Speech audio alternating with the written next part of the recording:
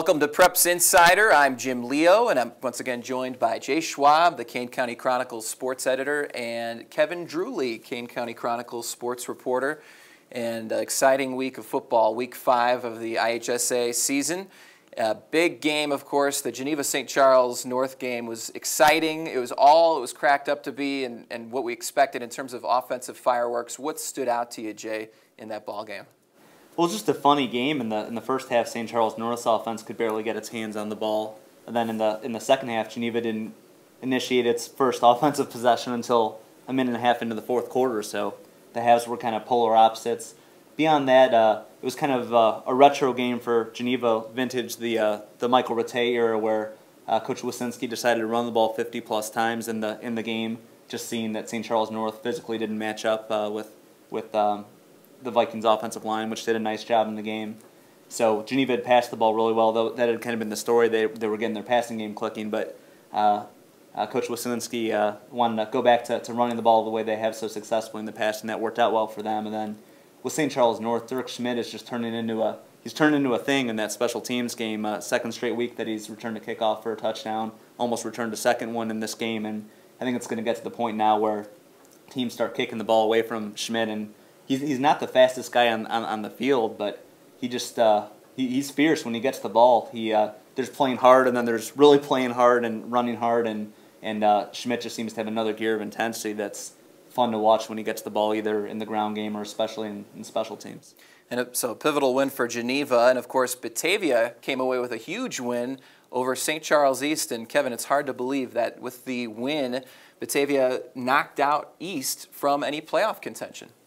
Right, yeah, East, like Coach Fields is saying, playing for pride, but Batavia is still playing for the other P, the playoffs. They're 3-2. They're feeling good about everything.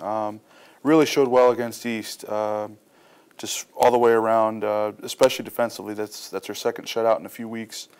They had all the entire front seven come back, but the secondary has also been impressive. They had 2 interceptions. Could have had a third, but they did the smarter thing, and they let it graze them, and got better field positioning. It would have been a 4th down interception. So, but kind of really stepping up. A lot of guys. They hurt you with a lot of different formations. They're versatile. But really what impressed me against East was the run defense. They saw a lot of things coming, a lot of formations, and East peeled off a couple lengthy runs. Mike Brown had a 40-plus yarder late in the game, but for the most part they were really containing and stopping and just keeping playing the game they want to play. They're playing defense and keeping teams honest on offense and going from there. And you got to know Coach Fields emptied the playbook for that game since it was a must-win game, and they still came out with 0 points. At this point, of course, 4 games left. There's a lot to play for in terms of pride, but playoffs just aren't going to be in the picture for 2010. Yeah, those worst to first stories are a lot more fun than first to worst, which is what potentially could happen for the Saints this year. And of course, he still has several weeks to try to dig themselves out of the basement, but regardless, it's going to end up being a disappointing year for East. They know they're going to have a losing record. They know they're not going to the playoffs. And there'll be plenty of food for thought for the Saints as they move into the offseason.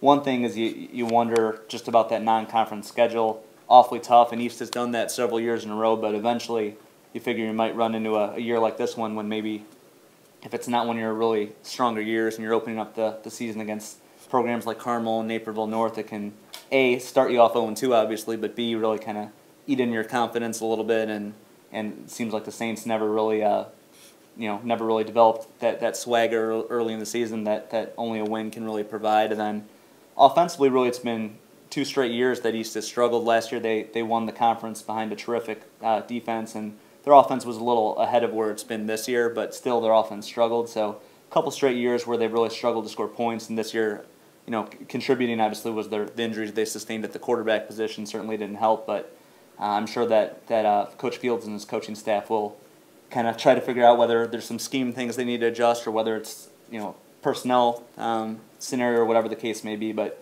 East will need to get that offense on track going forward. And on the other side of the coin, Marmion really impressed me, Kevin.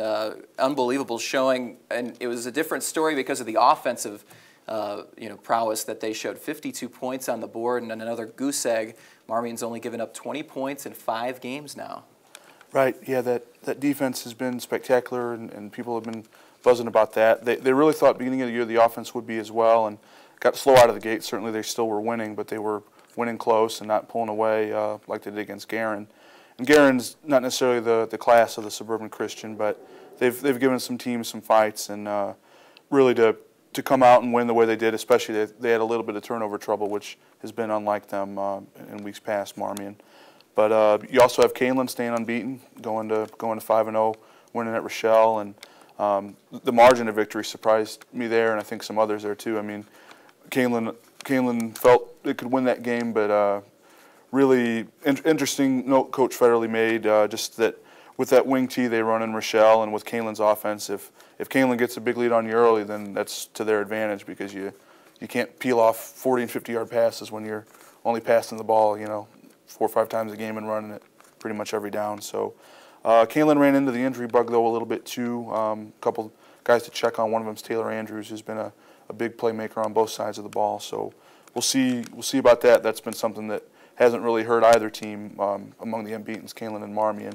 And then you also had Wheaton Academy, who wasn't unbeaten, going to 4-1 and losing to St. Francis. So those power ranking teams will still have the top 2 intact, but there'll be a little bit of shuffling and jockeying with the other teams, I think. Well, guys, great insight as always. Jay Schwab, Kevin Drewley, thanks a lot. And we'll be back once again for another edition of Preps Insider.